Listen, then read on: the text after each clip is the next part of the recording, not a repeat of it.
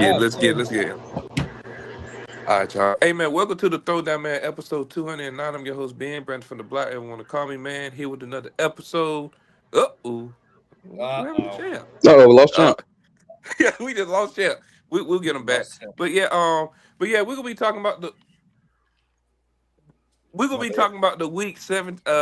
What week we in? Week 16? Week 17. Week Week 17. 18 now.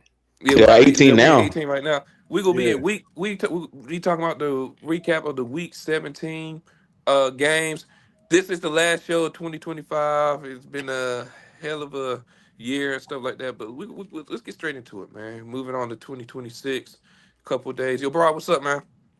Man, life has been good. As you see, it's a bigger display now. I got a new laptop, so it's not as small as a MacBook screen now with the HP Victus. But, hope everybody had a great Christmas. And we got a lot to talk about, especially Kenny's favorite team. I tell you that.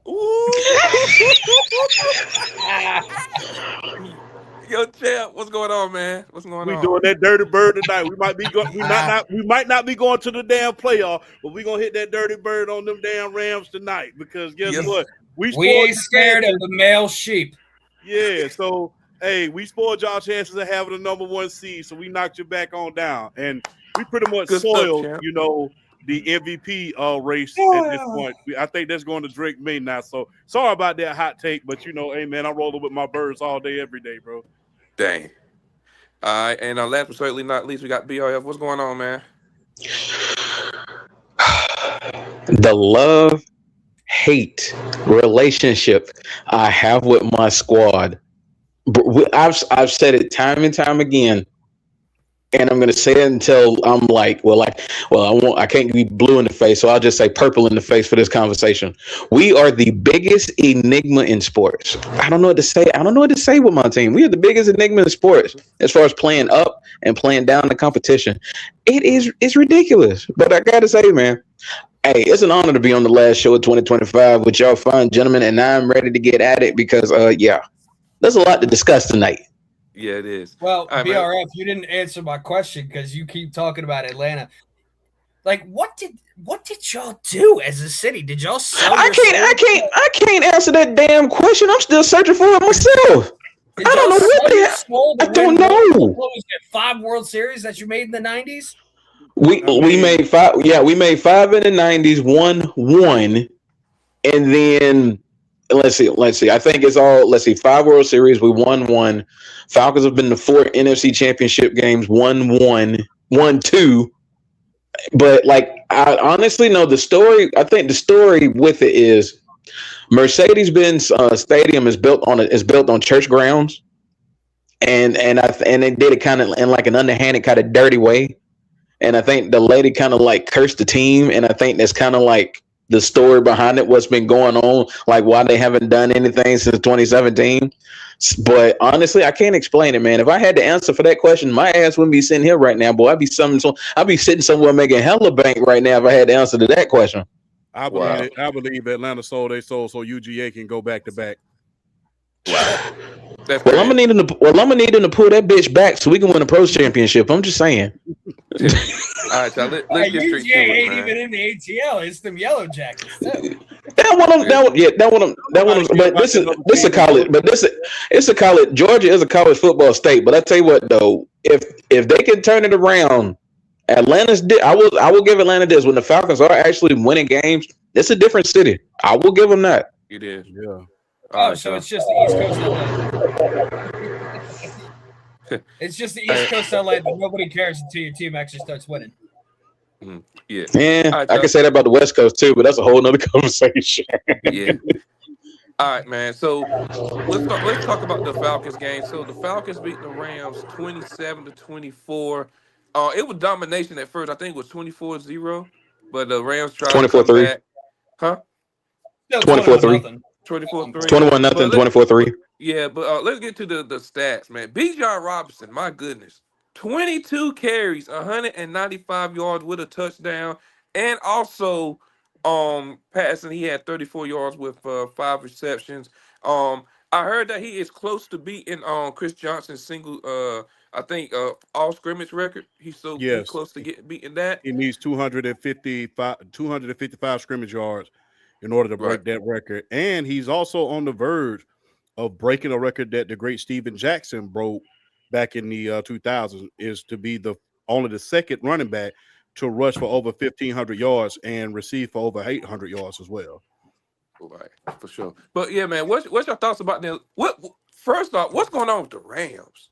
What's going on with the Rams, man? Let's let them Falcons fans talk first. Well, number one, people are going to talk about that pass interference call, but I'm going to keep it a buck. I am not a biased Atlanta fan. We damn near gave them the game at the end. Y'all had two wide open passes that Matthew Stafford missed.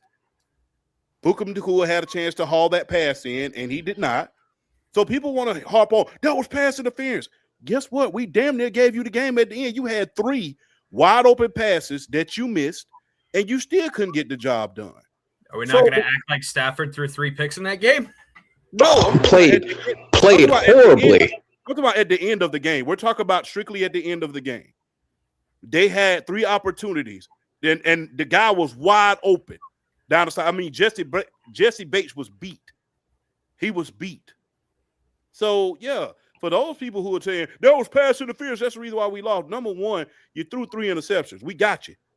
Then you had 3 different opportunities in order to convert and get a field goal at the end of the game. So, guess what? You lost that game. You just lost it.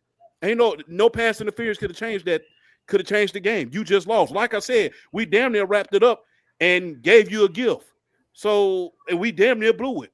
I was fully prepared to go online and say, damn, we blew it once again, but no surprise there. Surprisingly, we held on. As far as Bijan, he's the best back in the league. I will, yes. Whoa, over Saquon? Yes. Bijan is the best back in the league. He is the best back in the league. He is a great runner. If you put, I'm gonna just be real. If you put Ricky Williams and Marshall Faulk together, you will get Bijan Robinson. He runs just as hard as Ricky Williams, has just as much power, and he has a catching ability of a Marshall Faulk. That's how dangerous he is. And the biggest thing is, guess what? We don't have the offensive line that the Philadelphia Eagles does. The overall offensive line. We have a few bright spots here and there, but we don't have that overall offensive line that the Philadelphia Eagles do. So the thing is, I will say that he is the best back in the league. Not to mention, if you really, really want to be honest with you, he's doing this while he's sharing a little bit of time with Tyler Algier. You notice when they get down to like the 20, they take Bijan. Yeah, that'd be pissing me off. That'd be pissing everybody off. But they do that while taking him out of goal line situations. He's doing this while being taken out of goal line situations. So I like the discussion. I like it. Yeah, I mean, I'm not gonna act like it's crazy. I feel like we could argue Jahmyr Gibbs too, because the Lions kind of do that with him and Monty as well. Just saying. We can. So, but yeah, I got to give it to Bijan Robinson, and like I stated, the line has been up and down this year. I mean, Gary has been a bright spot. He's a Pro Bowler for a reason. It's been up and down this year. But if he had a line like Saquon did in Philadelphia, he'd be a lot better. Not to mention, let's just be all the way a buck. Our quarterback play this year has been up and down. It's been up and down. It's been dreadful. It's pretty much, and they haven't. And look, they're just now in the second half of the season starting to feed him like they're supposed to. They're just now doing it. They're feeding him like they're supposed to. Go ahead and feed that monster. So I will say that Bijan is the best back in the league. Like I stated, we could talk about CMC, but the power, the pass protection, the way that he snatched out of red zone situation, so he doesn't get to mount up a lot of touchdowns and run up a lot of touchdowns like a CMC does, like a Saquon Barkley does, like a lot of other backs does. And like I said, and like to your point, Brandon, it does piss people off. I mean, last night I was literally about to break the damn TV. Like, why do you not have him in this game? Right. We was trying to kick that field goal at the end. Right. So yeah, I believe that Bijan Robinson is the best back in the league. Like I said, if you put Ricky Williams and Marshall Faulk together and just combine them, that would give you Bijan Robinson. Okay. Got you. BRF, got anything to say? I think the first tier of NFL running backs, I think, are Bijan, Saquon, and CMC. When you're looking at totality, as far as when you're looking at how they play, but I'm with Champ. I think Bijan right now might be the best back in the league. I think the only, like I said, I think Saquon and CMC are the only backs that compare to him as far as being a running back and being able to run wide receiver routes. And I think as a running back right now, he runs the best routes in football. Yes. Like he runs literal wide receiver routes. Like he is that good. And then and then his pass protection, I think as far as elite backs, he might be the best pass blocking back in football right now. Like I've never seen a back come into the league with his talent and his ability and not be scared to like come up in pass protection and just absolutely jack up a linebacker, somebody in blitz protection. I mean, it's crazy what he does on a week to week basis. But I got to say this because I've seen this stat like floating around, and I got to. Oh man. Well, What happened? What happened? Yeah, he just left out. But when it comes to what BRF was saying about like the wide receiver routes, I said it once, so I'll say it again. You can argue Gibbs because Gibbs has been very effective this season as a receiving back, besides just being a running back. Mm-hmm. That's true. And to piggyback on that, to piggyback on what BRF was saying, man. Sorry about that. I'm sorry about that, y'all. Protection has been essential, especially with the up and down quarterback play. You know, sometimes we're able to air it out like a Steelers fan. Sometimes we're a portable fan as far as the passing game is concerned. So the fact that he's able to provide adequate pass protection for the quarterback, that's nothing short of amazing. And look, when he's on the field, that makes people pay attention. They're able to get off. I mean, if you go back and look at the play last night when Kirk Cousins was trying to sell the play action, a lot of guys thought he had the ball. And they was cheating up close to the line to try to stop him. And they still couldn't. And look, I hate to be a broken record, but look, if they kept him in doing critical goal line situations, like when we get into that red zone on the 20, he'd have a hell of a lot more touchdowns as we speak right about now. I mean, it's kind of like it's a bad comparison, but it's not. Remember how they used to crowd? You know, they kind of used to couldn't get the ball to Julio when we was on the 20. We really could get the ball to him because they start doubling and triple teaming them and stuff like that. Because that's like one of the things they hold against Julio as far as like when people have him in conversation is like, where does he rank all time with wide receivers? And they always talk about his touchdowns. I mean, that's credit to Matt Ryan. Like that was credit to Matt Ryan, like being a smart quarterback and not forcing the ball to him, because if he forced the ball to him more in goal-to-goal situations, he'd have a lot more interceptions in his career because teams were like doubling Julio in the red zone and bracketing him, just making sure he wasn't getting the ball in those situations. And also we had decent running games at the time, whether it was Michael Turner when he was there or, when, peak Devontae Freeman, Tevin Coleman. So, I mean, it was just smart on the foul, like on Matt Ryan and those offensive coordinators at the time, not forcing him the ball. But before I had to come back out. I got to read this. I got to give y'all this stat real quick. It's one of the craziest things I've ever heard. All right. Since 2018, the Atlanta Falcons are now like 11-4 when they're eliminated from the playoffs. And they're 53 they're 11-4 since 2018 when they're eliminated from the playoffs, and they're 53-78 in every other game. They are the best team when there's absolutely nothing on the line. That is a 733 winning percentage. They are the best team in football when there's nothing at stake. I think that comes from, I think that's a lot of it comes from players not playing up to par and not living up. And that's also a coaching situation too, because you have to look at the coaches we've had since 2018, whether it was the backside of Dan Quinn before he got fired, and then Arthur Smith and now Raheem Morris, who I still feel like they should fire. Even if they beat the Saints and finish 8-9, I feel like they should fire him from the standpoint of you shouldn't be in this position. You beat the Carolina Panthers, that second game in Atlanta, and if you beat the Saints, you're in the playoffs. That's where we're at right now. So I think Raheem Morris should still get fired. I think Zach Robinson should get fired. And I think they should really look at Terry Fontenot. I wouldn't fire Terry Fontenot because he has done really good as far as his drafts, whether it be Drake or Bijan or the draft he had this year. I mean, James Pierce Jr. and Xavier Watts might be the two biggest draft defensive steals in terms of position where they were drafted in all of football. Like people and like you can't like the Rams have to hit that first round pick next year like out the park for it to be like okay. So the Rams did good with the pick, but I mean to get James Pierce Jr., who leads all rookies in sacks with 8.5, and then to draft Xavier Watts in the third round, which is something people just do not talk about when they were just making fun of the Falcons for making that trade. Xavier Watts set the franchise record for picks in the season as a rookie with the 2 he got last night. He has 5. He set a franchise record last night. Xavier Watts. When I saw that he fell to the third round and I saw we drafted him, I immediately thought, okay, I saw this dude his last 2 years at Notre Dame. This is one of the biggest steals in the entire draft, regardless of position.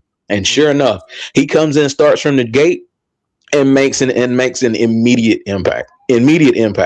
So, but yeah, like the Falcons are just, I don't know what to say for them. Like I said, they're the biggest enigma in all of football. Like they play up to the competition, they play down to the competition. I told Harrison in the chat, he'll listen to me from now on. When I told him, I told Harrison straight up. I said, don't be shocked. I said, shout out Harrison. But I told Harrison because I think him and Broad were talking about it a little bit. Because Broad brought up the point, like, the Panthers would, if the Falcons beat the Rams, then it basically falls down to if the Falcons beat the Saints.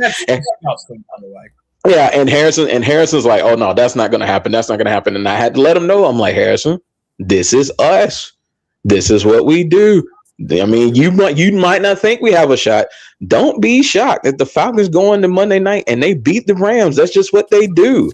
I mean, and then on top of that, they had the throwbacks. They had the red helmets on. Oh yeah, they were exactly. And now with the win last night and their last 11 Monday night football games, they're 9-2. They show up on Monday night primetime. It is what it is. So now it's crazy. We're looking at the idea of even if the Carolina Panthers lose or tie with the Tampa Bay Buccaneers, we beat New Orleans, Carolina wins the division. This is like the 1% scenario. This scenario had a 1% chance of happening. Yeah. And it's happening. And it could happen. It's the NFC South in a nutshell. It's the NFC South in a nutshell. But I will say this, though. I do enjoy the karma of the Detroit Lions missing the playoffs. Because because Detroit Lions were the main fans ragging on the NFC South, talking about how y'all getting in. Y'all don't deserve a team. How y'all don't deserve a team. And I had to post a tweet out and I had to remind the Detroit Lions, since realignment, every NFC South team has made a Super Bowl at least once. Yeah. The only 2 teams that have made a Super Bowl out of the North are the Bears and the Packers.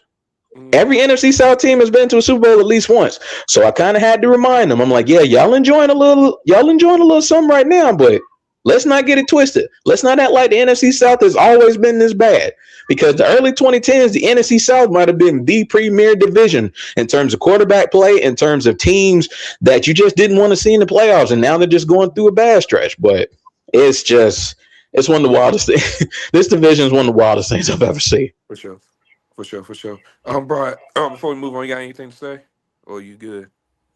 I mean, what happened to the Rams like 6 weeks ago? Oh, they're 9-1. They look like the most complete team in football. They should easily run away with the NFC.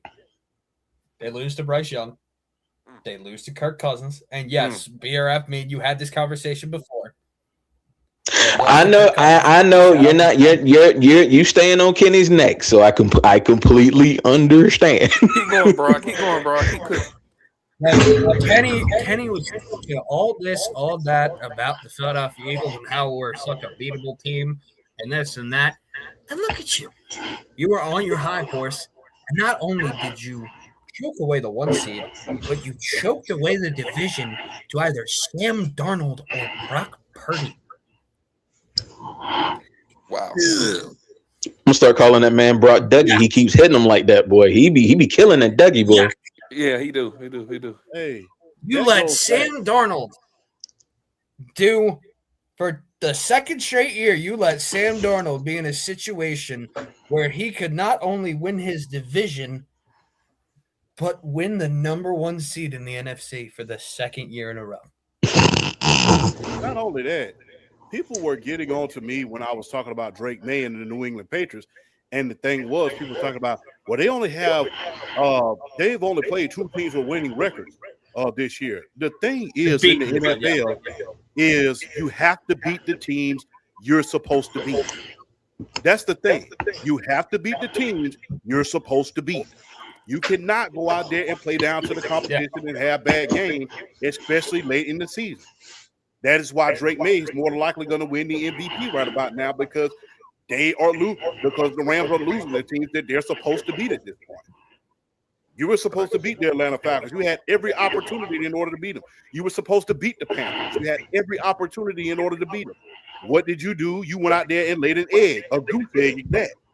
So, yeah, I mean, people talk all that stuff about, oh, yeah, we won't There play was also winning teams. earlier in the season, there was no excuse to be at. Am I echoing? Nah. Okay.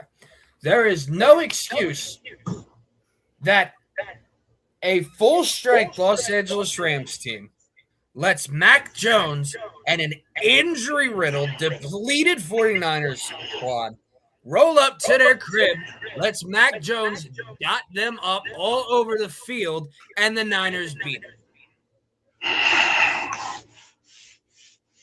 The Rams were at full strength. The Niners were missing almost their entire offense, except for CMC, and they won.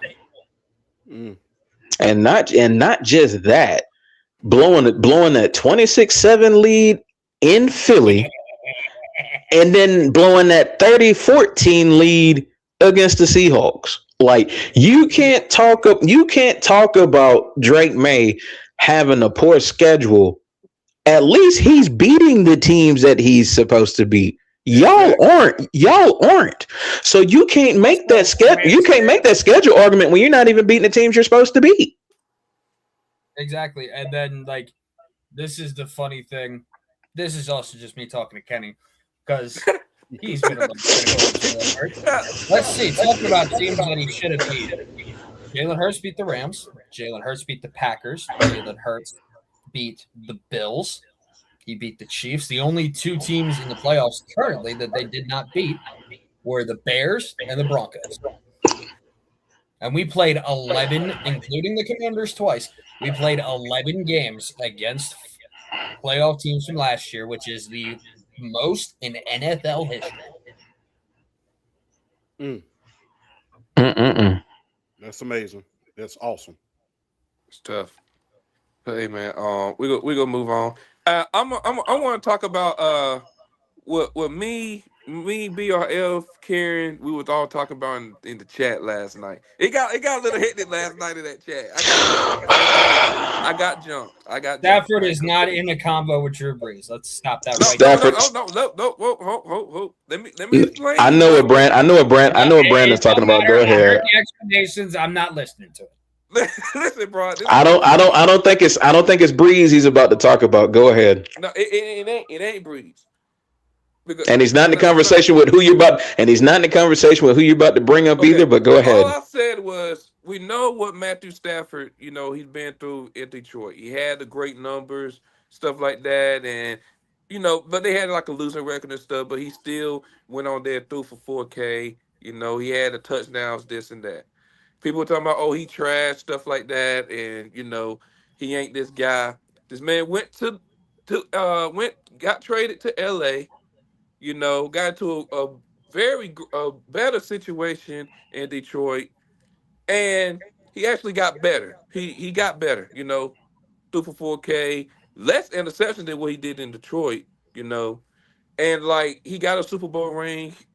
So, and all I said was, if Matthew Stafford wins, like, he wins another ring, you know, all I said was he gonna be a top 10 quarterback of all time. He got to be in that conversation because he got the No. he got the numbers. He got the numbers and stuff like So that. And then BRF, I didn't you read added that more much stuff to into the it. resume. So how can he not be in that conversation, being a top 10 quarterback What was the with quarterback that he said he was going to say? May I, Brett, Brett Brett, Favre? interject on we, I that? think he gonna be. the argument I we think he got gonna be in into, that combo with Brett Favre. was Brett Favre. With Brett Favre, Brett Favre yes, was the Nah. argument. Brett Favre. Brett No, Favre the was the thing argument. is, He is not a look, respectfully, and I love Matthew Stafford. He's a Georgia boy. I love Matthew Stafford to death. Matthew Stafford isn't on Brett Favre Street, let alone living on he don't live on the same street. He don't live on the same block. Matthew Stafford does not belong in any conversation near Brett Favre. From 90, you can make a case for 90. You can make it, bro. You can make a case from 1994 to 1998. Brett Favre was the entire face of the damn league. Matthew Stafford's never been the face of the league at any point in his career. He Okay, didn't that's even get fine. That's fine. That's fine. he wasn't even really in true top 10 conversations until he got to LA. Yeah, we got to the round. Yeah, exactly. He was in a bad. He was in a bad Exactly. situation with the I, Lions. We all I know get that. that. I Like, understand that, but I get that. But at the same time, you also have to look at Brett Favre was good for a long time, and his teams always made the playoffs. Always made That's the fine. That's playoffs. fine. That's fine. well, That hold was on. always made the playoffs. I don't It see took how it, it's crazy if he has another ring with 2 rings and he It's got the very stats. crazy. I He don't got the think number. I don't think he's top 10. But I think if he gets another ring and wins an MVP, you could maybe top 12 to 15 ever, but not top 10. To be honest with you, I'm gonna Brandon, just be real. When you're trying to put guys into that top 10 echelon of quarterbacks of all time, you have to look at when they owned the league. Have they ever owned the league and been the best quarterback in their division? You got to ask yourself that. He hasn't even been I'm gonna just be real. There's been times during his career, even in Detroit, when he was throwing for over 5,000 yards, when he went 10-6, and he never was the best in the league. You have to be in the top of your class in order to do that. Now, I understand how hard that road was in the previous years because we're coming off of the greatest era in quarterback history. I'm just going to be real. This previous year was the greatest quarterback era in history when you think about Drew Brees, when you think about Aaron Rodgers, when you think about Tom Brady, and at the beginning stage of Patrick Mahomes. When you talk about that previous era, that was the best quarterback era in the world, and he never got through that threshold of even being top 5 in that era. So when you're not top 5 in the greatest quarterback era of all time, then how can you be considered top 10? Even with Super Bowls, there's guys with Super Bowls that we're never going to get in the Hall of Fame, much less being mentioned in top 5. Hell, there's top a guy 5, with top 0 10 Super conversation. Bowls that is unanimously in everybody's top 10. I mean, so say it again. Say again, Broad. I said there's one guy with 0 Super Bowls that is Dan Marino, unanimously yes. I in mean, everyone's top 10, arguably top 5. again, yes. And he was considered the best quarterback in the league at a time where they had magnificent quarterbacks. Think about the era that Dan Marino played in. They had John Elway, you had Warren Moon, you had Jim Kelly running the K-gun offense. You had just to name a few, man. You had Steve Young, Brett Favre, Troy Aikman. You had a little bit of everybody in that league. So you have to be considered the best at your position in order to be mentioned in top 10. You have to be the best at your position. And really, to be honest with you, when you throw in a lot of factors, no. And the thing is, when you really look at it, you had some weapons in Detroit in order to be great. Yeah, Megatron for sure. You had Megatron, you had Nate Burleson. He had one main weapon, but it was dang near the ultimate weapon because Calvin Johnson is in top 5 all-time conversation. Yeah, for sure. You had Calvin Johnson, you have Nate Burleson, You had some utility Charles quality Rogers. Was receivers. Golden Tate in there? What did he have Golden Yes. Tate? Yes, Golden He Tate had was Golden there. Tate. Yeah, so you had some weapons that you Marvin at your Jones disposal Jr. that you could have broke through Aaron Rodgers' reign of terror, Aaron Rodgers and Brett Favre's reign of terror over the NFC North. You had weapons so you could break through Well, that. Stafford was post Brett Favre. So yeah, so you What had he weapons. was post Brett Favre in Green Bay. He still had to play. He played him in Minnesota a He couple still years. had to play him in Minnesota. So yeah, so you had the capability of breaking through that. Unfortunately, you did not.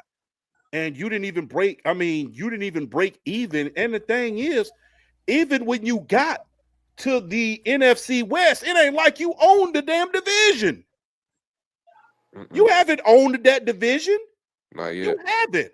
The team that's been making the team, although you won that Super Bowl, the team that's been owning that division damn near every year has been the San Francisco 49ers.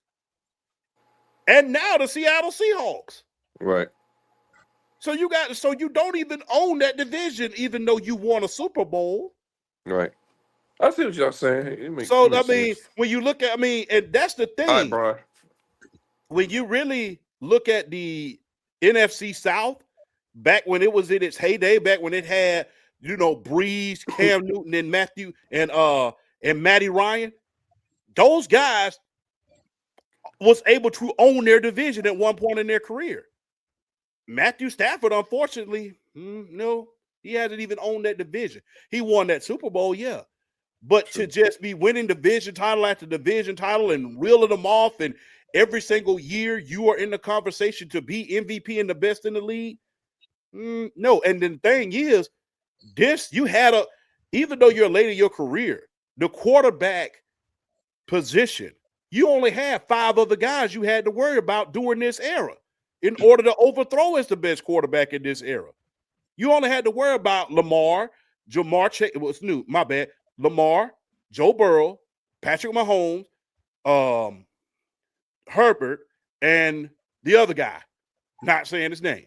So you had a chance to overtake this era and make it yours with the weapons and the coaching that you had. You only had to worry about 5 other guys.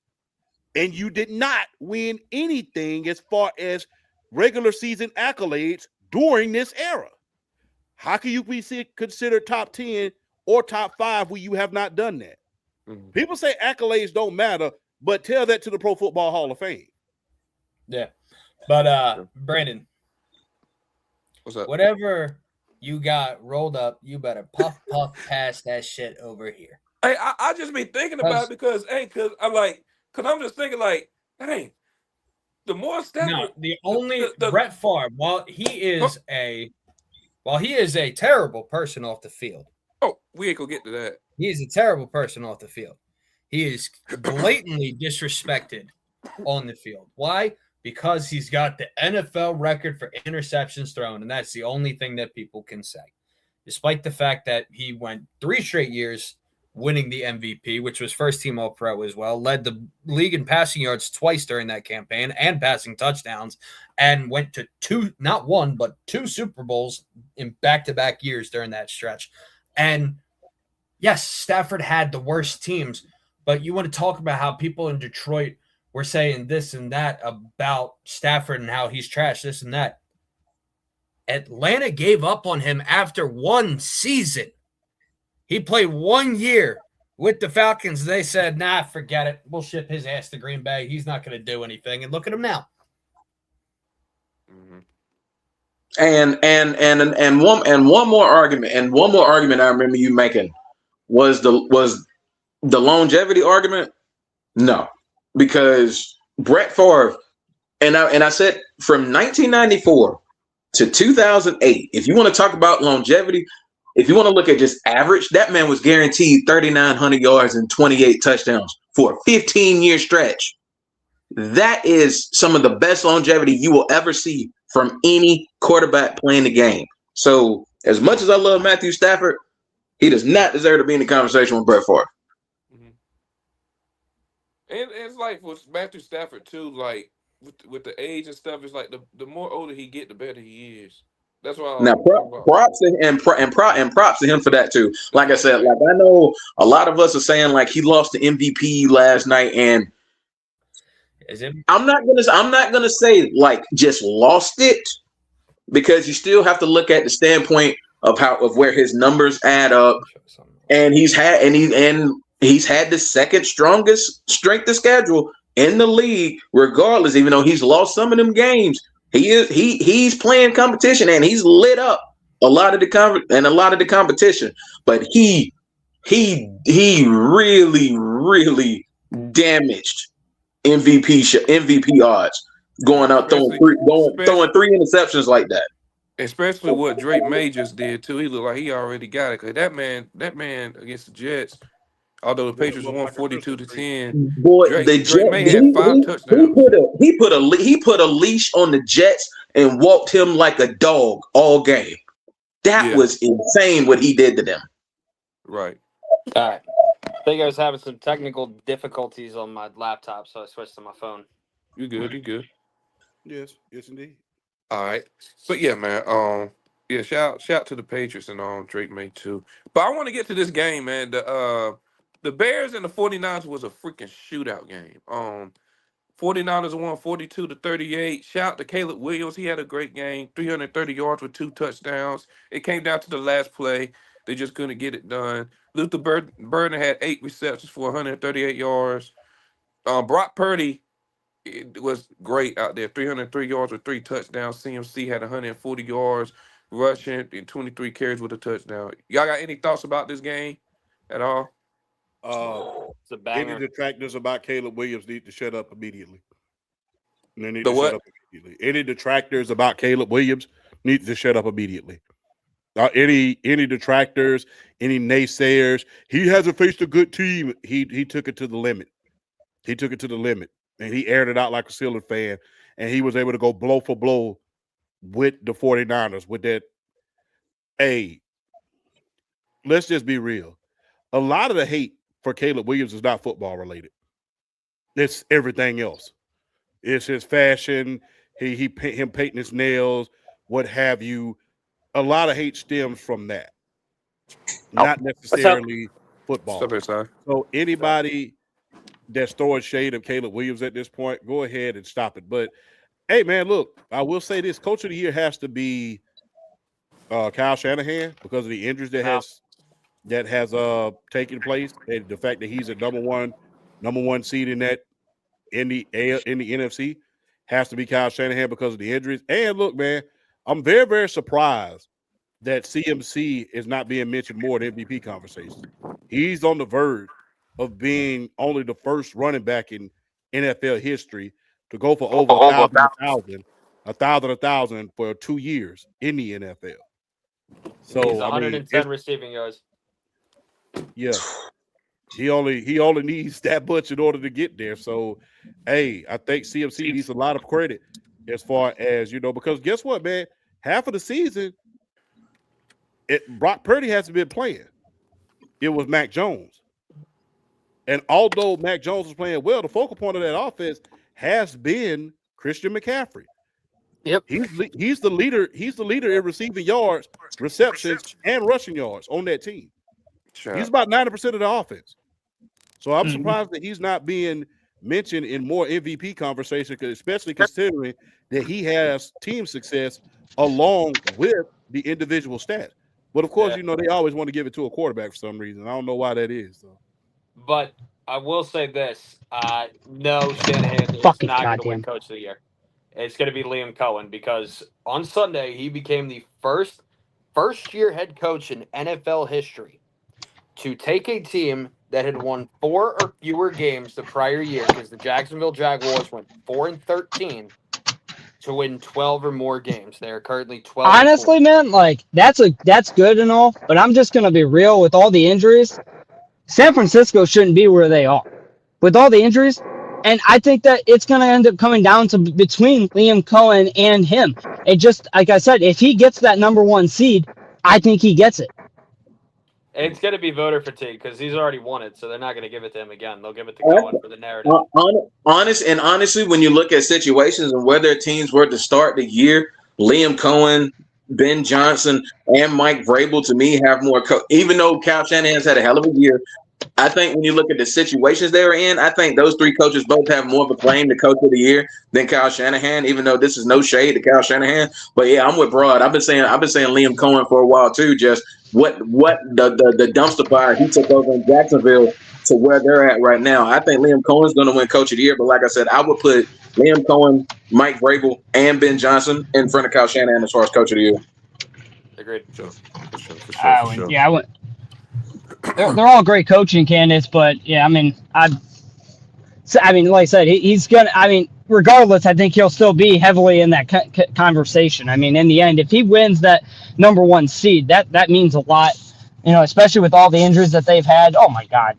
Excuse me. Jeez. Mm-hmm. Well, the Jaguars can get the 1 seed in the AFC too, Which is crazy to me. Yeah. All right, y'all. Let's move on. The Baltimore Ravens beat the Packers 41-24. They finally used Derrick Henry right. They gave him the workload, 36 carries for 216 yards with 4 touchdowns. Damn. And Malik Willis, you know, he did his thing. He tried. Malik Willis played fine. He played great. He played fine in that game. Like that loss. I ain't gonna hold you. That loss wasn't on him at all. That loss was on that defense playing like shit. I think someone in the NFL definitely go pick Malik Willis. He's gonna get paid, man. He's gonna. Like I said, if he ends up leaving Green Bay, he'll probably get paid somewhere else to be a starting quarterback. Yeah, for sure. Especially if he's like, because I don't know how much longer he'll be. I don't know how long Jordan Love is out or not. I don't know. Okay.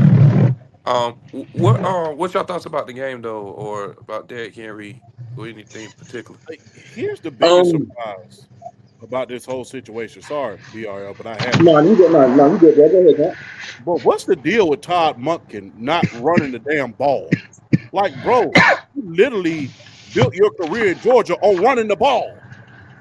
Like, you don't run the ball. You didn't run the ball in critical situations in the AFC Championship.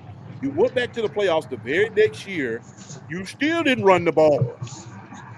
I don't know what it is with him and Kyle Shanahan and even Mike Martz back when he was coaching. You don't like to run the ball and you had a back like that out there?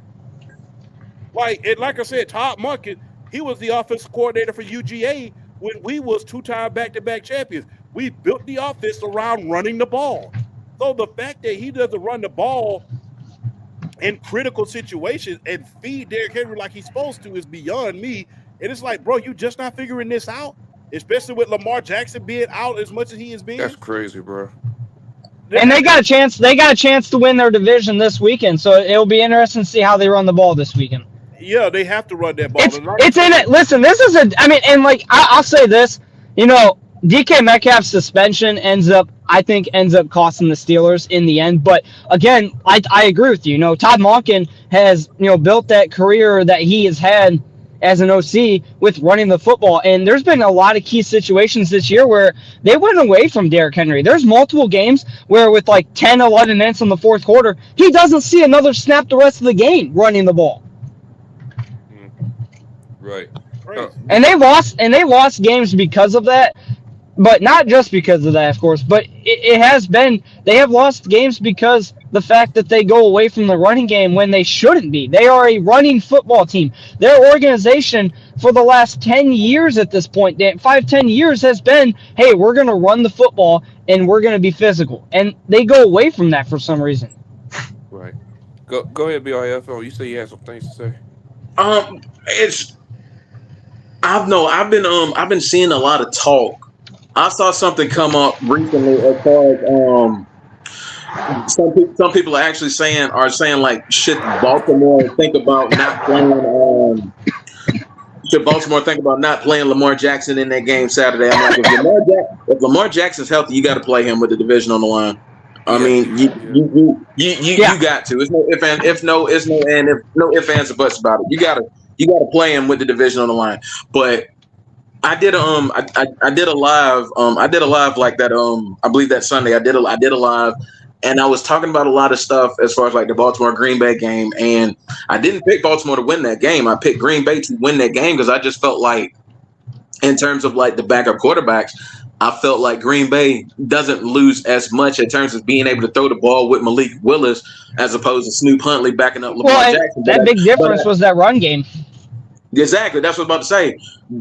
That was that if they were ever going to have one of those like Tennessee Titan Derrick Henry like games where he just basically puts the team on his back and carries him, that was the game. And the fact and 36 carries, 216 yards and 4 touchdowns. That was Todd Monken. I mean, he got smart. That's in over a 6 yards like to carry. Yeah, exactly. That's 6 yards a pop. In a situation like that, when you're smart and you know you got a backup and you know you got a demon like Derrick Henry in the backfield, you got to feed him. I mean, point blank, period. And that's exactly what they did. They got him to rock. They were able to keep the flow of the game going. They dictated tempo. They made Green Bay do what they wanted to do as far as how the defense reacted to them. And the fact that they put up 41 points on them, basically just running the ball, is a testament to still how good Derrick Henry is and how he is in the conversation as one of the greatest backs ever. Still doing this at like 31, 32 years old. He's got to be entering some type of top 5, 6 all-time conversation. He's got to be entering that. He got to be entering that. He in there. You think he's well, I will say this too. I will say this too for Green Bay's. What's up? You think he's better than Eric Dickerson? No. I don't. Nah, not yet. And I don't think he is yet. But he knocking on the door. Well, that to me, I have Eric Dickerson at I think 7. Okay. Yeah, that's real. That's real. I like that. I like him at 7. Because let's see, of the 6 guys of my top 6, obviously he's not better than Jim Brown yet. He's not better than Barry. He's not better than Walter Payton. Not better than LT. Not better than AP. Not better than Emmitt Smith. Nope. I'm 1,000% with you. Dan Henry right there. I would. Yeah, because after that, then you're looking at like. Then after that, you're looking at like. Let's see, you're looking at Tony Dorsett. You're looking at guys like Marshall Faulk. You're looking at guys like Marcus Allen, OJ. Marcus Allen, OJ. He's in that. If you want to say if the top 6 are the first tier, he's definitely in that. He's in that second tier, easy. Yeah, for sure. All right, y'all. Let's move on. Broad, we'll get to your Eagles. The Eagles beat the Bills 13-12. What does it say? It was a defensive game, I will say. I saw a little bit of it. What's defensive game? Broad, you got anything to say? Hey, you know what they say? Offense wins games, but defense wins championships. Defense locked in at the right time. They kept James Cook basically a non-factor the entire game. Josh Allen didn't wake up till about 6 minutes left in the fourth quarter. They kept him in check for 54 minutes. Obviously, I would have preferred it to be 60, but it's like I hear this often from so many of the other teams' fans, mainly Cowboys fans. Oh, the Eagles are the luckiest team in the NFL.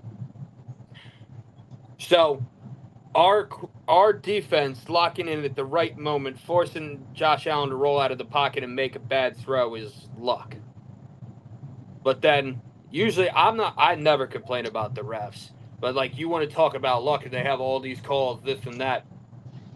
Kevin Burkhardt, Tom Brady, and Dean Blandino called out the officiating multiple times about penalties against the Bills that should have been called, or even the Devontae Smith catch that was a catch to begin with and then was overturned for no reason. Yeah. The refs literally tried to hand Buffalo that game. So how are we lucky? Mm-hmm.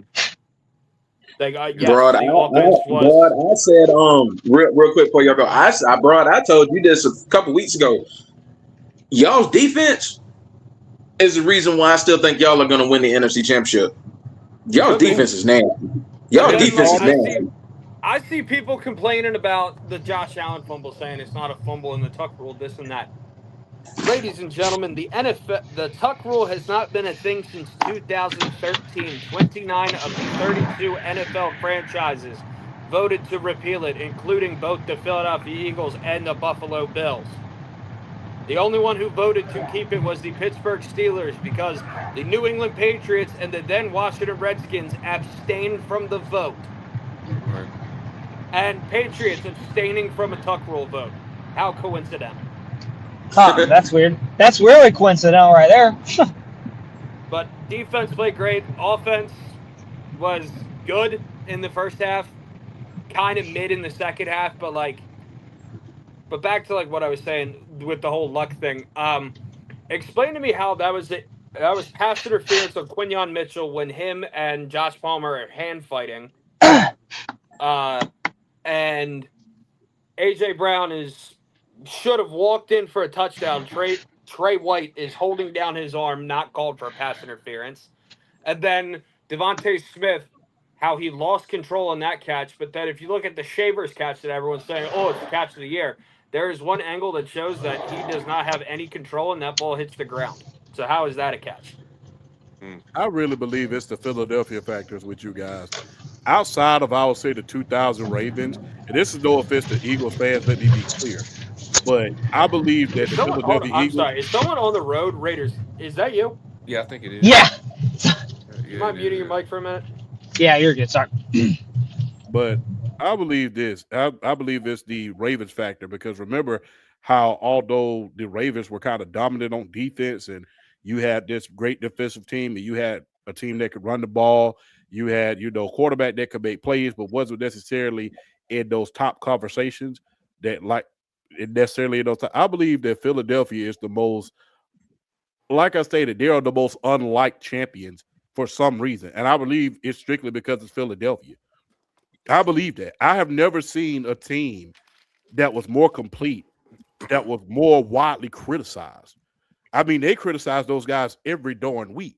If they're not criticizing Jalen Hurts, they're criticizing, Nick Sirianni. If they're not criticizing Nick Sirianni, they're criticizing the defense. If they're not criticizing, they're always critical. They're the most critical team. And the thing is this.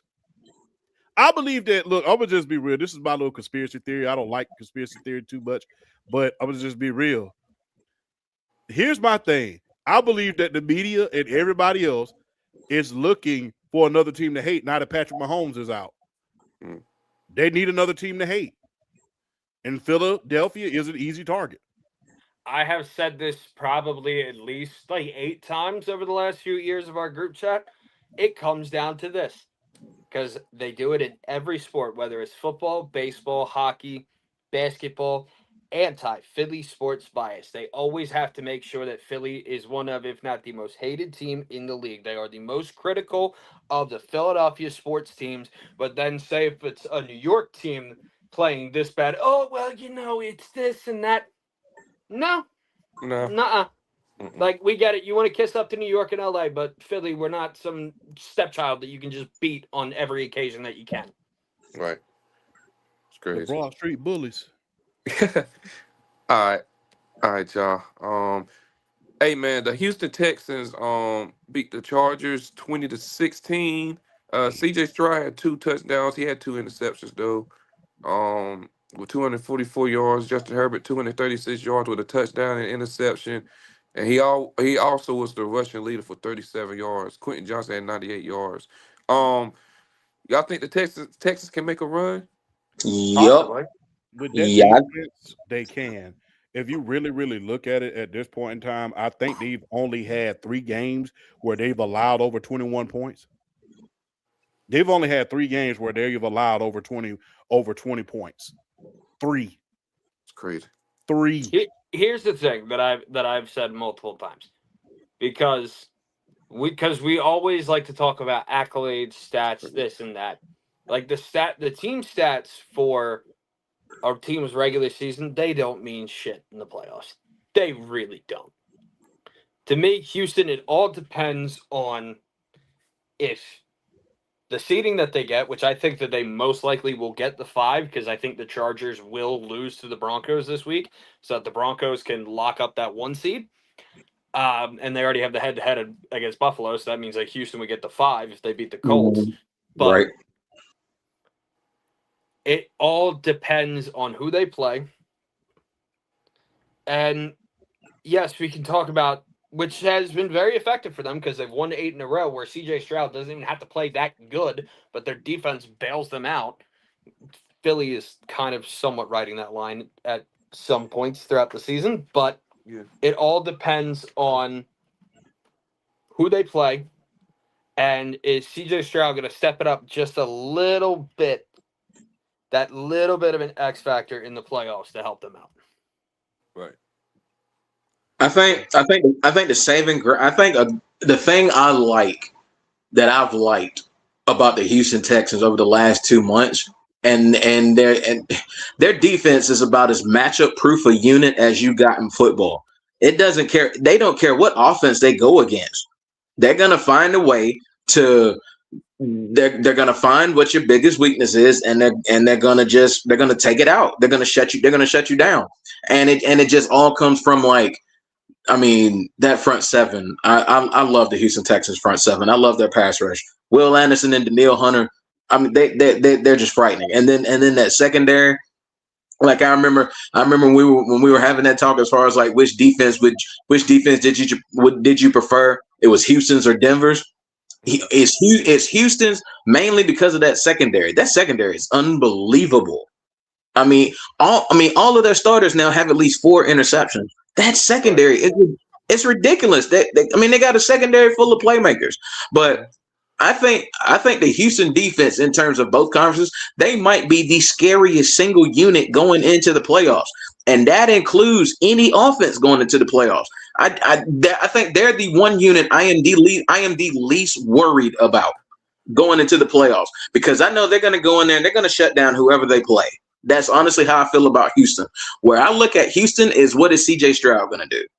Because come playoffs, I don't think you can really ride that going into the playoffs. Like, what I'm saying? If I manage the game, I know my defense is going to go in and hold them to 10. If I just put up 14, 17 points, I know my defense is going to do it. I don't think you can do that in the playoffs. CJ Stroud is going to have to step up, and he's going to have to make plays. I mean, he's going to have to score. I'll just be real. Now, I think he is going to have to score with some of these offenses that he's going to have to see going into the playoffs, because I don't know, man. This playoffs this is like one of the craziest runs going into the playoffs I think we've seen in a long time. Yeah. And Anybody can win it. Exactly. There's no clear cut favorite. There's no one team you see. There's no Kansas City Chiefs this year where it's like everybody's rooting for them to not make it. You know what I'm saying? Like it's a wide open field this year. But like I said, with Houston, CJ Stroud he's got to make plays. I mean, I just think that's what it comes down to. I don't worry about that defense. I know that defense is going to show up. But even with that defense showing up, CJ Stroud's got to be able to put some points on the board. He's got to. And I mean, Woody Marks has had a really good rookie year. Nico Collins is a monster. Dalton Schultz has been playing a lot better at the tight end position as of late. You got Jaden Higgins. You got Jalen Noel. I mean, I they've wish been Tank was still there, man. I wish Tank was playing, man. Bro, let me tell you something. This offense would have a completely different look if Tank Dell wasn't injured. They would have a completely different look. But I will give it to Jaden Higgins and Jalen Noel stepping up as the 2 and the 3. They've stepped up and they've made big plays. I mean, they're fast wide receivers who can take the top off of defense and really take pressure off of Nico, because we know Nico is his own beast. With that being said, CJ Stroud has got to be able to get these guys the ball in order for them to really make a run, because I feel like they're that one squad that can, like, I think they're the if you had like a power ranking of like the wild card teams, as far as the teams that can make kind of like a Cinderella like run and go from the wild card to the Super Bowl, I would have Houston as either my 1 or 2. But it's going to depend on if CJ Stroud can ball out for that offense. For sure. Champ, you got anything? Y'all good? Daniil Hunter not making the Pro Bowl is an injustice. Yeah. And I will say this once. I will say this twice. With Jordan Davis. And Him too, yeah. Yeah. Those two not making the Pro Bowl is an injustice. And we need to take the voting out of the fans' hands. Just gonna be real, and we need to put it back in the players and the coaches' hands. Pro Bowls were much more noteworthy when the players and the coaches were voting on it. Now it's just a popularity contest. Yeah, because they got TJ in there. He ain't played all year. And I'm, Exactly. I'm gonna be. I hate to be a homer, but I'm gonna be a quick homer real quick. And I hated he got hurt last night because all signs look like he tore his ACL. Brandon Dorless led all interior defensive linemen in sacks. Yep. How many he had? 8.5. He leads Damn. all interior defensive linemen in sacks. Oh, even over Jalen Carter? Yes, he leads all interior. Damn. Brandon Dorless led all interior defensive linemen in sacks. He got one last night before he got hurt, and I think he tore his ACL. Right. Damn. For sure. That's crazy. So there was some wild news I saw today. Brian, I'm gonna let you go ahead. Trayvon Diggs has been cut from Dallas. Brian, I'm gonna start with you, man. What's your thoughts? You know, I have to wait for more reports to come out because the one report that came out, it made the Dallas Cowboys look very, very scummy. Yeah, he did. The report was that after the Commanders game, because Trayvon Diggs and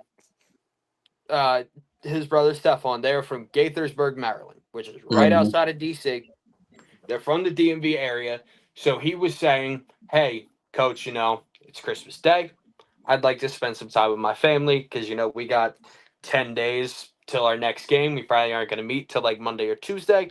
So I'd like to stay here for like the weekend. I'll hop on like a flight on Sunday to just hang out with my family for Christmas. Schottenheimer says no.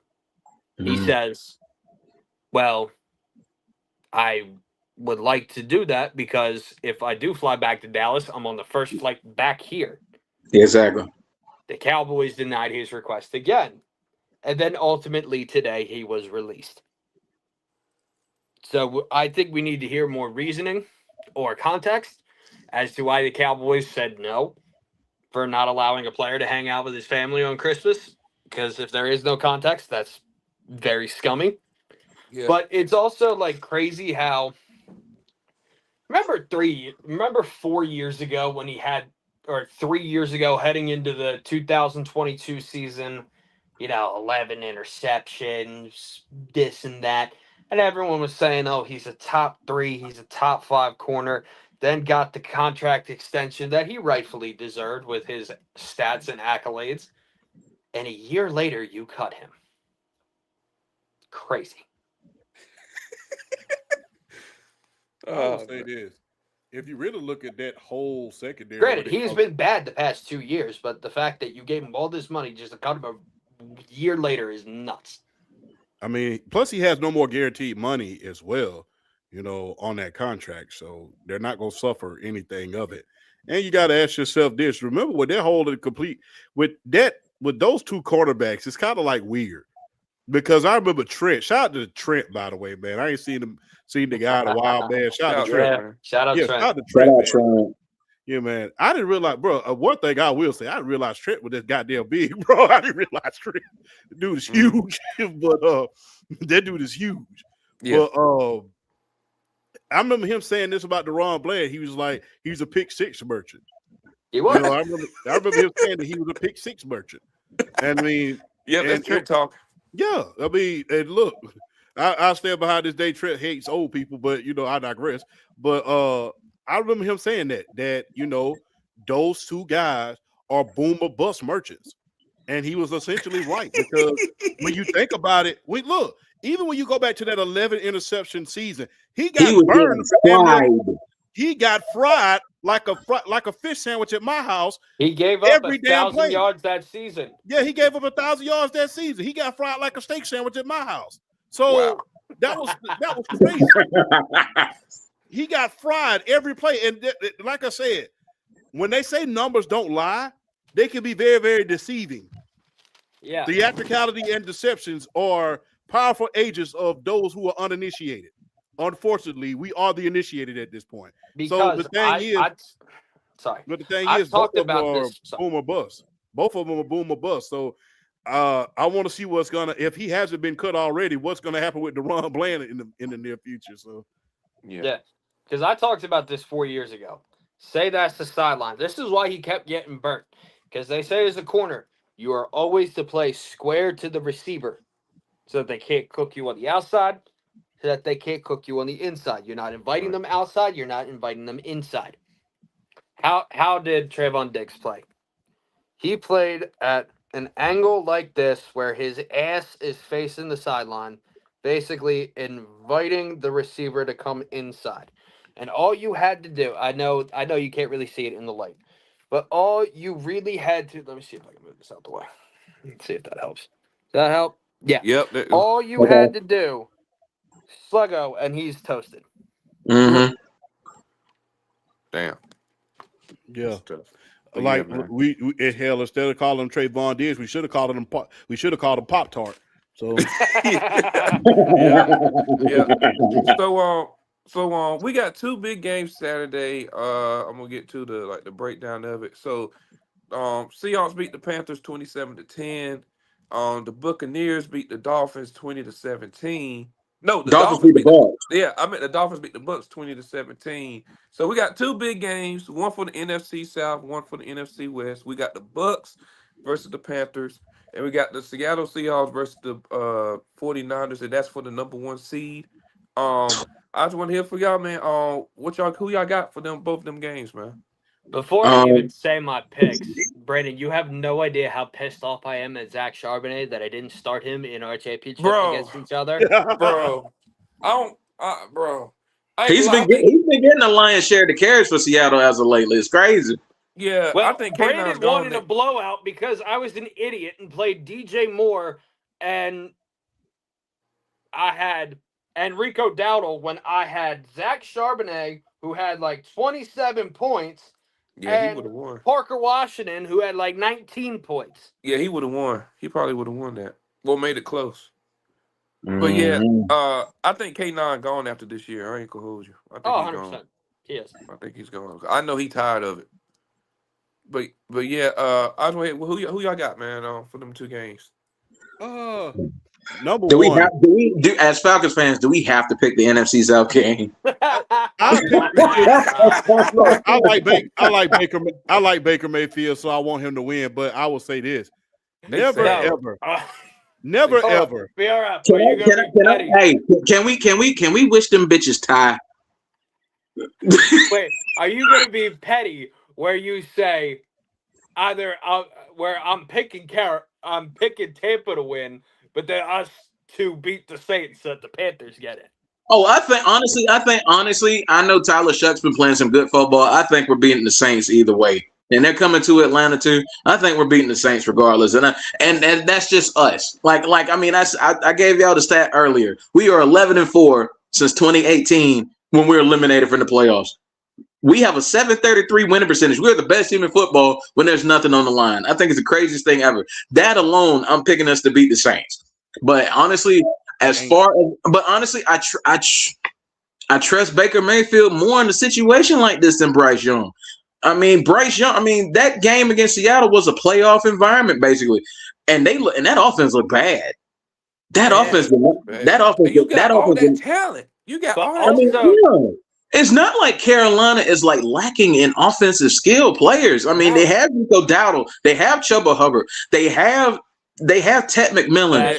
It's not like they have a solid WR2 in Jalen Coker. They got exactly, and they have a decent offensive line. It's not like they have a ball only weakness on the offensive side is maybe tight end, but that's about it. Tommy Tremble is not that guy. I said before, I think Jatavian Sanders needs to be the tight end one. I think he has the most upside of any tight end they have on that roster. But even still, you should be able to operate that offense. But it's just Bryce Young is it's like if homeboy ain't playing us, he is ass. If he don't play us, he is bad. The Rams. Or the Rams for that matter. It's like Bryce Young is I'm still trying to figure him. It's like he has his games where he's anticipating his throws well. He's hitting his guys on the fly. He's making plays in the pocket, out the pocket. Like he looks like an NFL starter. And then he has his games where he might as well just be walking in the handstand playing on the football field. He looked that bad. Like straight up, he looks that bad. But yeah, I think in a situation like this, in a big game situation like this, I don't know where to go because Baker has not looked like Baker. Nope. And I don't trust Bryce Young. I don't know which way to go. I feel like you have to pick Tampa here by default. But even still, I think we're beating the Saints. So I think it's not even going to matter. Carolina's going to win the division because I think we're going to beat the Saints. I sometimes I love this division because we can travel to places and beat anybody. And then sometimes I cannot stand this division. Because this division is going to have a losing record going into the playoffs. I can't stand this division. Can't stand it. BRF, think of it like this, because this stat is true. If Baker Mayfield has a turnover in that game, they're going to lose. Tampa's going to lose. Yeah, they're going to lose. It is a true stat, people. Look it up. Right. I'm going to just be real. Never, ever. And this is for the defense of Jalen Hurts, by the way, because I'm not gonna lie, I'm a fan of his, although he played for Bammer. Oh, I am too. I'm a fan of his too. But never ever let anybody tell you that coordinators don't matter in this league. Because if you look at the Tampa Bay Bucks this year, damn, that offense went from sugar to shit real fast. I ain't talking about no solid shit either. I'm talking about some pure that diarrhea after Taco Bell at midnight shit. So they went from 100 to 0 quick, fast. Also, the thing is with Hurts, he's going to have another different offensive coordinator next year because there's no way in hell Kevin Petula will stay on this team. No way they keep him. I wouldn't hire him to coach the Little League team here because I don't know what the fuck he be doing. But never let anybody tell you coordinators do not matter because right now, every team you give all of us Kevins a bad name. That's right. Look, not only that, look at every team. This is basically the year of the coordinators when you talk about coordinators. You know, when you think about Liam Cohen, coordinator. Ben Johnson, coordinator. Yup. Think about the teams that have went down because they left. Think about how far the Detroit Lions fell because of Ben Johnson. Think about look at how far Baker Mayfield and the Tampa Bay Yucks have fallen because they lost Liam Cohen. Think about it. I mean, and the thing about Atlanta, remember, although we had that good season after that one good season after Kyle Shanahan left, that offense was never as high powered as it was after that. After that year, after we lost Steve Sarkisian. So Kyle Shanahan, another guy, coordinator. So when you think about the coordinator, Mike McDonald, coordinator, look how damn terrible that Baltimore Ravens defense got without him. And look how nasty that Seattle Seahawks defense is. Exactly. So never let anybody tell you that coordinators don't matter in this league. That if you have to hit on everything, then you're not that good of a guy. No, coordinators matter. Look at the teams that have gone from being contenders to pretenders just that fast in just 1 year. Hey, not only do coordinators matter, but also teams can change reputations. Because you look at like a Vic Fangio and Kellen Moore last year. Kellen Moore, one good year with the Cowboys. Then he was shit with the Cowboys. Everyone blamed him. He got booted. Went to the Chargers, was terrible with the Chargers. Went to the Eagles. Obviously, me being hesitant at first. And then we saw his offense. I'm sorry, Kellen. And Vic Fangio, everyone's like, yeah, he's had good defenses, but it's just like, none of them have been like top tier. And then last year, oh shit, this team is really good. Yep. Hey, I was like to say, BRF with Matt McDonald, he got DeMarcus Lawrence like he back in his prime again. He been balling, bro. He looked like 2018, 2019 peak freak DeMarcus Lawrence. God, I am so happy that DeMarcus Lawrence does not have that stupid star in his helmet anymore. That I can now actually like him. Hey, I take him too, because we got him for a veteran guy. But exactly, and he's arguably been Young's best pass rusher. Like that man's been renaissance. What y'all doing with DeMarcus Lawrence? I mean, like he looks like him old self. I mean, when he's on, like, even though he's not like the biggest dude, when he's on, can't no tackle hold him. You can't do nothing with him because he's too fast and he has too many moves. It's like, bro. Right. So, Champ, who you got? Bucks or Panthers? I'll take the Yucks, and then we'll go. Shout out to my father because he's a Niners fan. Okay. I go to 49ers, although you know there's a rivalry there. Everybody remember that the Niners and the damn Falcons used to be rivals back in the day. So. Yeah. Oh BR, yeah, because I who you forgot got? for some reason. Seattle or The Niners? The Falcons were in the NFC West in the 90s. Just A craziness. team from Florida and a team from Georgia played in the Western Division. Craziest thing ever. Hey, But yeah, Seattle, I'm going okay for the Seattle game. Yeah, because I'm gonna by default I'm going Bucks to win the NFC South game. Oh boy, I'm going. I don't know, man. This game is this is gonna be Sunday night, bro. That should it really should have been the Sunday night game. I think it should have been the Sunday night game. The thing is that Sunday Night Football, they don't go back to the same site 2 weeks in a row. They don't go back to the same site 2 weeks in a row. They don't. He's right about that. That being said, though, man, the way Brock Purdy looks right now.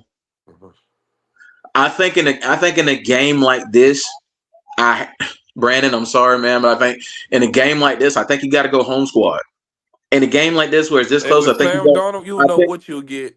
So Exactly. I think in a game like this, when they're really even, you go home squad. I'm gonna go 49ers here because Brock Purdy. Say what you want about Brock Purdy, man. Brock Purdy shows up in big games. He do. You can say whatever you want about that man. In a big game situation, he gonna play. He does. I'm gonna go 49ers. He does. Bro, who you got for them two games? Bucks, Panthers, Seattle, Niners. Who you got? To avoid the whole Sunday stress, I'm going to go opposite of these two. And I'm going to pick the Carolina Kitty Cats to win. What? And, you know, we could talk about Brock Purdy being in big games, this and that. But, you know, this is the same team that caused him to have 4 turnovers. And this is a way different, much better team that they played 17 weeks ago. So, Brandon, you got an ally for Saturday. I'm riding with the Seattle Seahawks. Yeah. Woo. I got Bucks Seahawks for the win for me. But yeah, we go end the show like this, like we always do. Second to last winner or loser. Well, no, we still can do the playoffs time. Winner loser for the week, Broad. Who you got? Well, my winner of the week, it was a very easy pick. Trey McBride for setting the single season tight ends record, breaking Zach Ertz's record. Trey, respect to you. And the loser of the week, where they could have avoided this whole win or go home game. The Pittsburgh Steelers. Oh, man. Shedeur Sanders didn't even have that good of a game. What are you talking about, bro? He was 17 of 23. Yeah, 1 touchdown, 2 picks, a passer rating of 75. Trash.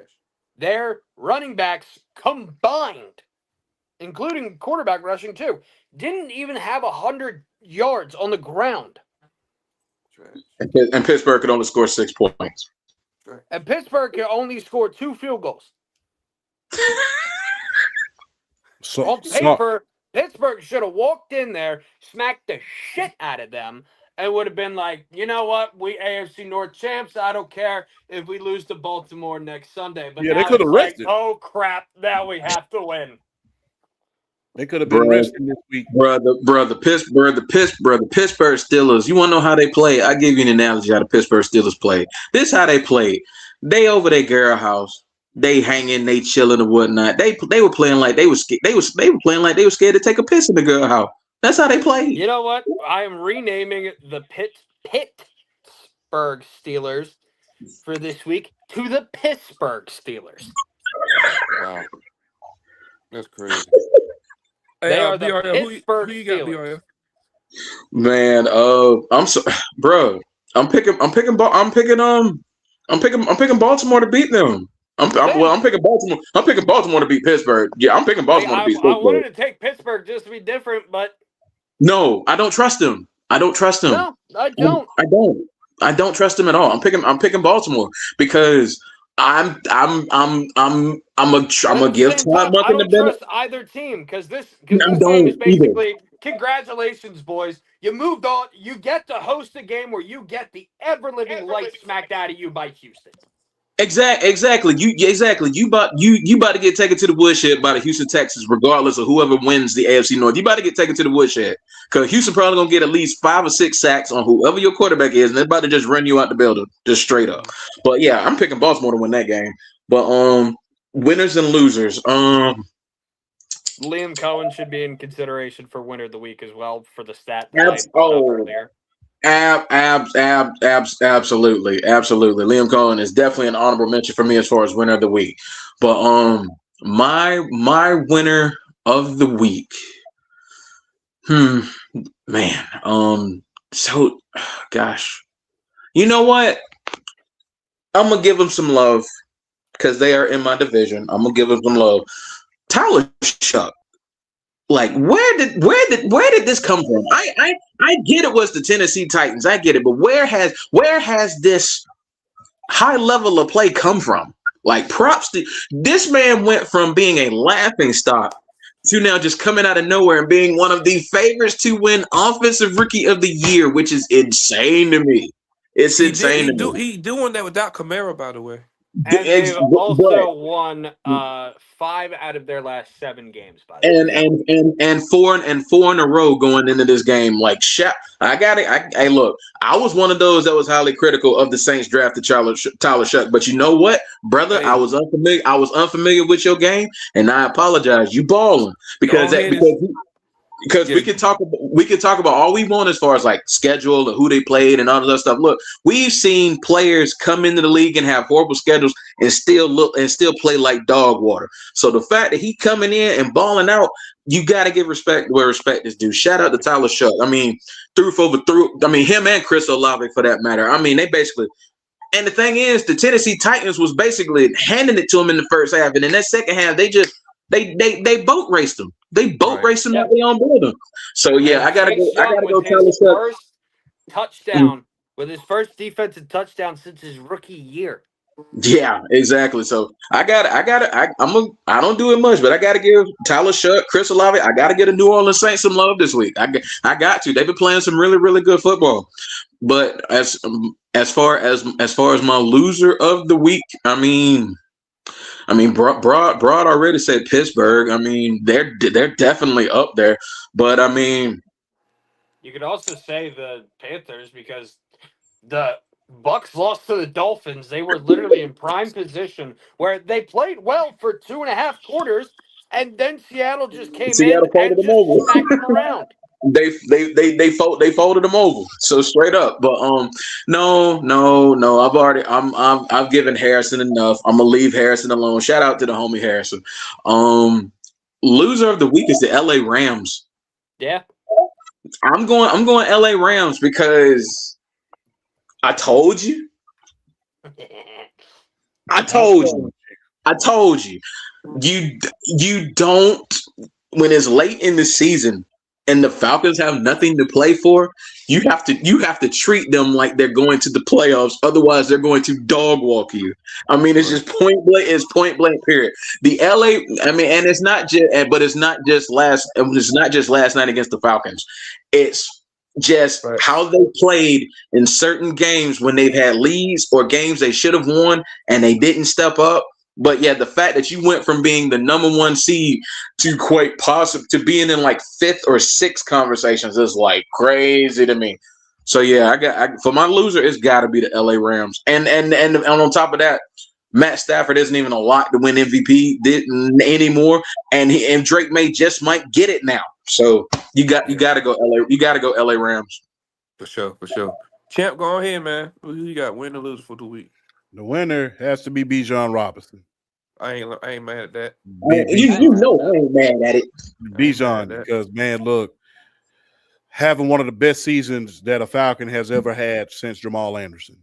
So, he said the franchise record for scrimmage yard last night. He passed William Andrews' record. Yeah, I saw that, but I want to see if he can break Jamal Anderson's. The rushing yardage record. Yeah, the rushing yards record. If they feed him like they're supposed to next year, I think he can break it. But Bijan, best back in the league. The loser of this, man, Pittsburgh. I don't. And the thing is, look, I'm gonna just be real. Everybody want to point at Mike Tomlin, but he's not the general manager. He's not ownership. Right. They haven't done a hell of a job at drafting at the quarterback position since Ben Roethlisberger. They haven't done a good job of getting a replacement for him since Ben Roethlisberger. They have just been, putting, duct tape on the quarterback position and just moving forward. And they have been overly. But it's another winning season. Again, look, I would just be real. BRF, I have to say this. If it was just us having a winning season, I could pretty much settle for that. If it was Atlanta having a winning season every year, I'm like, shit, so what? We had a winning season. We're going to the playoffs. You have a chance to win the division. Okay. That's not the Pittsburgh Steelers standard. Nope. The Pittsburgh Steelers standard, Mike Tomlin said himself when Riley Parker came out and said there was no more Steeler football. I think this was years when they made their first Super Bowl run. He said, when I come to work in the morning, I pass by Lombardi trophies. I don't pass by rushing titles. So the standard here is Lombardi trophies. Now, if Mike Tomlin was anywhere in any other franchise, would he be criticized like this? Probably not. He would have been fired by now. Well, yeah, that too. But he probably wouldn't be. Hell, he would have probably been fired from 2 franchises by now. Right. So, I mean, because if he doesn't win the division, he's getting fired. I promise you that. Mm-hmm. I mean, that remains to be seen, though, because you know how Pittsburgh feel about changing head coaches. So, but then at the same time, because we talked about this, the AFC North, we talked about how this is the best division of football because it's hard nosed, this and that. It's crazy how going into 2026, 2026, not a single one of the head coaches, Stefanski, Taylor, Harbaugh, Tomlin, have any safety whatsoever for their jobs. None. Yep, that's true. Crazy. But hey, man, for my winner and loser for the week, I'm going Drake May. That boy killed them Jets. I'm sorry, 5 touchdowns. But at the same time, it's the Jets, so that's why I didn't. Really I know. Him. I know. You're supposed to beat though, like I said earlier. Yeah, and the loser of the week, I'm gonna go Pittsburgh. Definitely Pittsburgh. That was sad. I ain't gonna lie. And why is Aaron Rodgers that last possession, the last drive? I will say, you gave it to Marquez Valdes-Scantling 3 straight times while you got Gainwell wide open. I'm like, bro, forget the ball. It's all about my former Packers receivers, bro. I would have went to Freiermuth before I went to Valdes-Scantling, bro. Yeah, I'm saying. Yeah. Shoot, Calvin Austin for real. But anyway, Calvin Austin, you're right. Yeah. But yeah, man, that includes the end of the show. This is the last show of 2025. Any last words, bro, before we head out? Man, I think I could speak for all of us. From all of us here on the panel for the Throwdown podcast, we want to thank you, the viewers, for having such an amazing year, especially helping Brandon build his TikTok and his Instagram with all the views from the clips of the stupid shit that we say on this show. And hey, it's gonna be that Matthew Stafford clip. I'm making 2 parts of that. Well, I mean, we've talked about this. I don't know how many times during the season, but you got to make the Leaf meme one about the Packers not winning the NFC North. Oh yeah. We all want to say thank you so much for watching us, whether you were with us day 1 in 2021 or a brand new person here on the show. Thank you so much for listening. Have a happy, healthy, and safe new year. And we'll be back next week, 2026, releasing some more bangers for you folks. Stay tuned. For sure. BRF, any last words? Of course, man. Facts. I ain't ashamed to say it. As far as the panel up here, I'm one of the newbies. I've been doing the content for a while, but I ain't been doing the podcast as long. So I'm one of the newbies. So the fact that these brothers have kind of taken me in basically with open arms and welcome me to the fam, and the fact that I'm getting to do what I enjoy doing with an audience and being seen, it's something I never thought would happen, and I'm just blessed and I'm grateful to even be in this position to have this opportunity. So, and like I was, what I'm saying, if it wasn't for Champ and PSP, I wouldn't even be in this position in the first place because they introduced me to Shout y'all. PSP. They introduced me to Yeah. y'all, and Yeah. I feel like, I've wanted to hit a home run with this opportunity since I started, and I feel like I'm really starting to getting in the groove. But Broad, since day one I met you, it's always a pleasure talking with you. Brandon, you my homie too. It's a Oh yeah. pleasure just Oh yeah. getting on here, cutting up and talking with y'all. It's been a pleasure. Shout out to everybody in the chat and to the audience out there, man. Happy New Year. Happy just whatever you celebrated from Christmas on out. Happy holidays. Have a healthy one. Enjoy your family. Love everybody. Give everybody your flowers. Like my homie Champ say, give people your flowers when they standing, not when they 6 feet deep. Give them your flowers, Right. man, because Right. you never know. And hey, man, like bro said, man, 2026, we gonna come back hard. We gonna come back Oh yeah. strong, man. Oh yeah. This what we do. Cause hey, I gotta throw my little slogan on there because a topic not thought about is a topic not talked about, and I mean that, and I Yeah. live by that. So shout out to y'all for making 2025 unbelievable. But we're gonna come back strong in 2026. Shout out to everybody. Thank y'all so much for the support, and we're gonna keep this bad boy rolling. Yeah, for sure. Champ, go ahead, man. Salute to the throwdown. I'm glad to be back on here, man.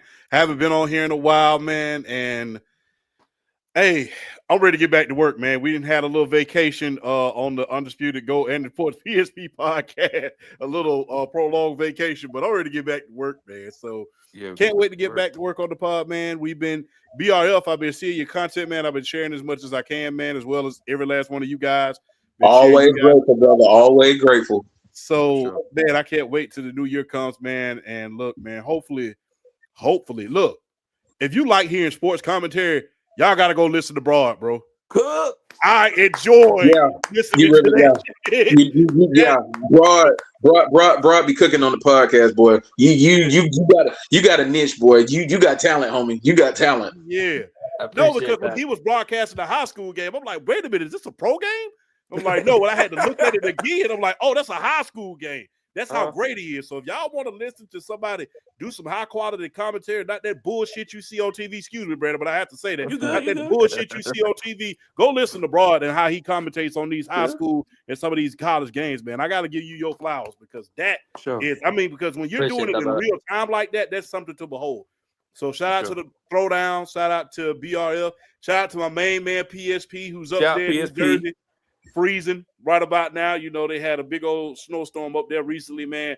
Be safe up there, PSP. Shout out to everybody up there, man. Shout out to Columbus, Georgia, by the way, man. And look, thank you all for being a part of this, man. Being on here is a privilege, a pleasure, and an honor, man. I'm always happy to be here on the throwdown, man, with my evil twin right here. So you know what I'm saying. So I gotta be on here. I gotta talk to my granddad about you, bro. So that's the running joke, man. That's my evil twin right there. So Oh yeah. Oh yeah. yeah. Oh yeah. So Oh yeah. shout out to the throwdown, man, and be For safe sure. up there in Carolina. How cold is it up there, bro? Oh, it's 40 degrees out here. Dog, Man, that's nothing. It's like 25 degrees up here in PA. oh, Yeah, I shit. know. I know. I know. Yeah, it's like 40 degrees down here. But yeah, Mhm. man. For all the people here, make sure you hit the like button, hit the subscribe button. We're going hard. We're going crazy. 2026 basketball show coming back. That be real talks with the basketball shows, so that's coming back. Um, wrestling might come back too. I'm thinking about it. I'm not sure, but I'm thinking about bringing WWE back too. But yeah, man. For all the people here, make sure you hit the like button, hit the subscribe button. Until next time, see y'all 2026. We are out. Peace.